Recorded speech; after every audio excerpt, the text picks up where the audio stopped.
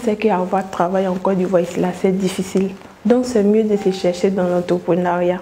C'est dans ce contexte que 100 jeunes entrepreneurs de Côte d'Ivoire ont organisé une conférence de formation sur le thème « Comment créer et développer plusieurs sources de revenus ». Bienvenue à Pepe News Centre, l'émission qui vous embarque dans les formations entrepreneuriales.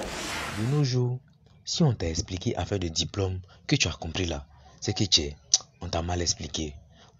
Depuis un bon moment, force est de constater que la citation « relation est mieux que diplôme » est en train de faire ses preuves. Regarde un truc. Tu prends deux personnes, X et Y. X arrête les études en classe de 3e pour se concentrer sur les choses de la vie. Pendant qu'il a Y là, il continue les études pour s'arrêter jusqu'au doctorat. Genre, il se concentre sur les choses de l'école. Et puis, au bout d'un moment là, tu verras à 80% que là, X là, il s'en sort mieux dans la vie que Y. Bref, voici le père Maïsan Narcisse, fondateur de 100 jeunes entrepreneurs. Lui que vous voyez comme ça là, il a de très bonnes idées aux allures politiques. Mais sur le plan économique aussi là, ça marche du tonnerre. Pour ne pas trop monopoliser la parole, lui-même là, il va venir expliquer. Aujourd'hui, nous sommes là pour parler de l'entrepreneuriat associatif parce qu'aujourd'hui, la jeunesse a compris le sens de l'entrepreneuriat. On veut investir. Quand un jeune voit un projet, qu'il voit que c'est rentable, il préfère aller seul. Et par moment, il a des difficultés. Or, le fait de marcher ensemble, là, on se donne des idées. Voilà, on se donne des idées et plus on évolue. Donc, au lieu d'avoir un projet et vouloir conserver le projet pour toi seul et voir le projet mourir sans vouloir partager, c'est de l'égoïsme. Donc nous aujourd'hui, 100 jeunes entrepreneurs, on vient pour prôner l'entrepreneuriat associatif. Le chiffre 100, tout le monde entend parler des champs. 100. Pourquoi? Les gens pensent que nous sommes 100, mais nous ne sommes pas 100. Si 100 personnes décident de se mettre ensemble et chacun apporte 100 000 francs, on a 10 millions. 10 millions déjà, ça constitue un chiffre d'affaires. Wave est arrivé en Côte d'Ivoire avec un chiffre d'affaires de 10 millions. Aujourd'hui, ils sont à combien? Allez chercher sur le net, ils sont à 756 millions. C'est parti de l'entrepreneuriat associatif. C'est-à-dire qu'aujourd'hui, nous sommes là pour dire à notre jeunesse africaine, au lieu d'aller en Europe, chercher l'argent, aller traverser la mer, mourir dans la mer, ce n'est pas là-bas que se trouve la réussite. On se met ensemble ici, l'argent qu'on veut mettre dans le transport, traverser le Sahara et le désert, tout ça, on se met ensemble et puis on pourra réaliser quelque chose ici. Donc c'est notre objectif, c'est l'objectif qu'on s'est fixé et on doit sensibiliser toute la Côte d'Ivoire, toute l'Afrique. Vous constaterez que de milliers de diplômés sortent de nos écoles, universités, avec des diplômes, sans pouvoir exercer le métier qu'ils espéraient trouver.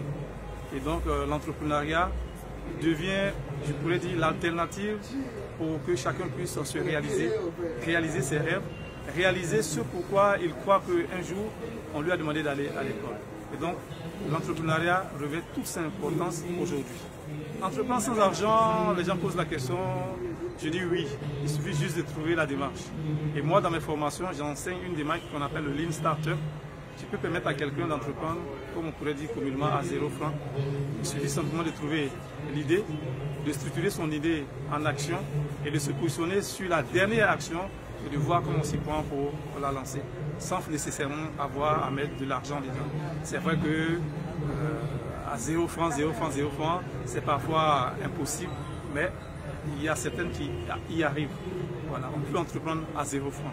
Moi, je l'ai expérimenté à plusieurs occasions. Que pouvez-vous conseiller à quelqu'un qui veut entreprendre? Quelqu'un qui veut entreprendre, d'abord, c'est au moins de lui dire, de se poser la question pourquoi il choisit d'entreprendre. Au-delà de cette question de pourquoi, c'est de trouver son rêve, de trouver le rêve qu'il habite. Parce que le rêve est ce qui devient l'élément moteur, l'élément qui propulse en avant quand les difficultés s'annoncent. Et donc, entreprendre, il faut savoir le pourquoi. Pourquoi est-ce que je décide d'entreprendre plutôt que de chercher à être salarié? Pourquoi je ne chercherai pas la sécurité? Et donc, entreprendre aujourd'hui doit répondre à cette question-là. Pourquoi j'entreprends? Et ensuite, comment je m'y prends? Comment je m'y prends? Quel est le moyen que je vais utiliser pour entreprendre? C'est répondre cette fois-ci à la question de quelle est mon idée d'entreprise? Quelle est l'idée que je vais exploiter? Cette idée répond à quel besoin? Quand j'ai trouvé le besoin, je peux organiser la suite. Voilà ce que je peux dire sur comment entreprendre.